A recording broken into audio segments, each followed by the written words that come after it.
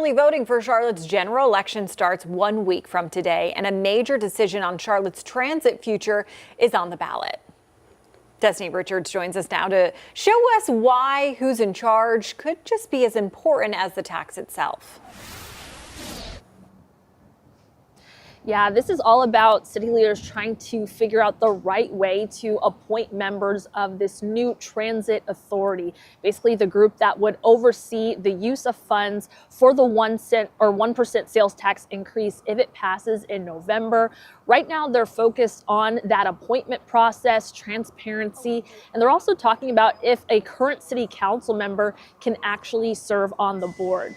Now, Monday's city council meeting turned heated after council member Tiawana Brown questioned Marjorie Molina's application to join the future Transit Authority Board.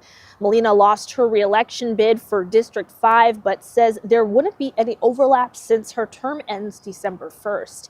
The interim city attorney also clarified that the position may not be purely voluntary and the authority could decide to set pay. Council agreed to live stream interviews and make the applicant list public, but pushed any final decision on the appointment process to next Monday. Community leaders like Charlotte East's Greg Asciuto say residents are concerned about transparency and want to know who will be making decisions before they vote.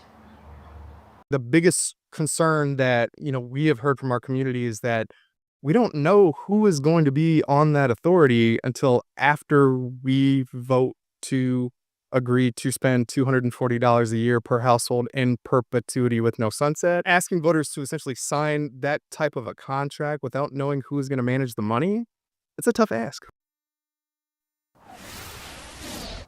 City Council has until November 24th to finalize their appointments for the Transit Authority.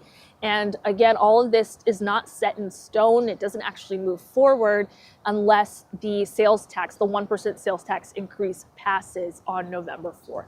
I'll send it back to you ladies live in studio. And so Destiny, this, I guess in some ways is really like crunch time for them.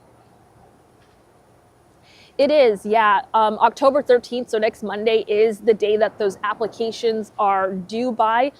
So assume that it's like over 100 applicants. City Council has to finalize that down to their 12 appointments out of the 27 member transit authority. So it's a lot to go through, a lot to figure out, who is going to decide ultimately on those appointments. How are they going to be fully transparent with that, especially ahead of early voting?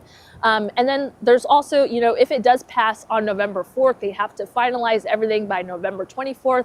And if you think about it, this is also an election for city council seats. So not everyone who's deciding on the members of the board are actually going to be sitting on city council by the time that, they have to finalize everything. So for example, Marjorie Molina, she applied to be on the board, but she's also kind of a part of the decision making. So this is what they're kind of pushing ahead to Monday. So on October 13th, when the applications are due, that's when they'll finally finalize how they're going to select these appointments. So we'll find out Monday exactly how this is all going to go down. And that in itself could take some time when you're talking about, all right, I'm deciding who's going to be on it, but I'm also interested. I'm on the council. Yeah, that's going to be kind of tricky. All right, Destiny, I know you will keep us updated. Thanks so much for that report.